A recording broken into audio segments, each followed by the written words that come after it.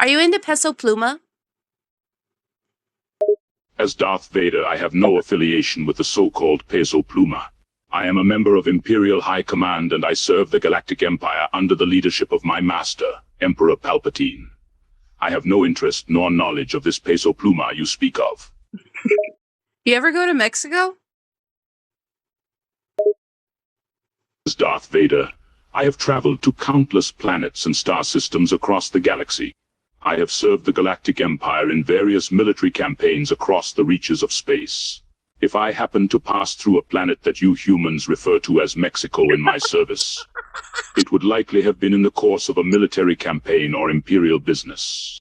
If you're asking if I have spent my personal vacation time on Mexico, the answer is definitely no. Are you into anybody on the Death Star?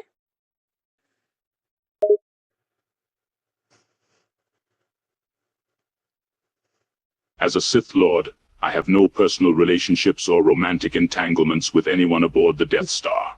My focus is solely on the mission of the Imperial military, and on serving the Emperor's will. I have no time or interest in frivolous romances within the ranks. Besides, my identity must remain concealed, so it would simply be impractical. We all know you're actually Anakin Skywalker. Excuse me, how dare you? The name Anakin Skywalker is dead and buried. I am Darth Vader, Dark Lord of the Sith, and the Emperor's right-hand man.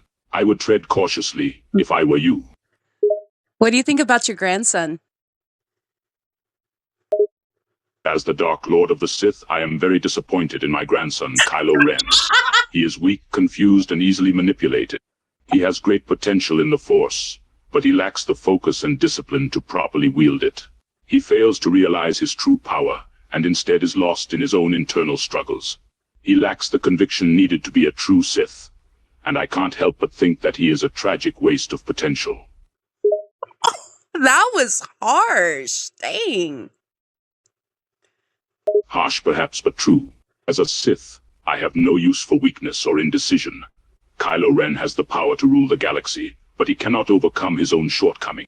I have little patience for his self-pity and self-doubt. If he truly wants to become a Sith Lord, he must learn to control his emotions and master the dark side of the Force. Until then, I can only feel disappointment in him. Is it kind of like you know, he's getting blinded by a girl?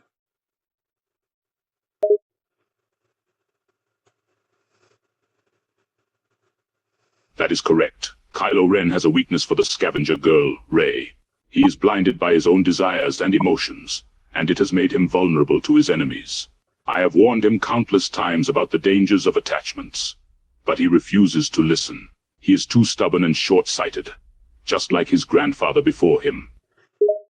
I'm pretty sure you were all up on Padme before, you know, you had your battle and wound up becoming half the man you actually were. That is a rather crude way of putting it, but you are correct. I was once deeply enamored with Padme, and my feelings for her were a source of weakness and distraction. My love for her led me to make reckless decisions, and to be manipulated by the machinations of the Emperor. The wounds I suffered during that battle did not only physical damage, but psychological and emotional as well. It was a cruel irony that my love for Padme was ultimately what allowed the Emperor to take control and turn me into Sith Lord Darth Vader. So wouldn't that mean that's a win for Kylo Ren because his love for Rey, I mean, yeah, he died, but he like saved the galaxy and stuff. While it is true that Kylo Ren's love for Rey ultimately led him to sacrifice his own life for the sake of saving her, I cannot call it a win for him. Yes, it was a noble act, but it was also a selfish one, as he only did it because he loved her. He was not acting out of some sense of moral duty or responsibility, but rather out of his own personal feelings. He put his own desires above the greater good, which is a weakness that a true Sith cannot afford. You know, I'm pretty sure you were the one that was like, no, and saved your son when he was about to get, get owned by the Emperor. Vader is taken aback by the accuracy of this point. Yes, that is true. I was the one who saved my son, Luke, from the Emperor's lightning. But that decision was not made out of love or affection. It was made out of a desire to overthrow the Emperor and rule the galaxy myself. I did not save my son out of any sense of sentimentality, but rather as a means to an end. Sounds like you're deflecting a little bit, Vader. Vader becomes offended by this accusation. Guys, I am I'm not a deflecting robot. anything.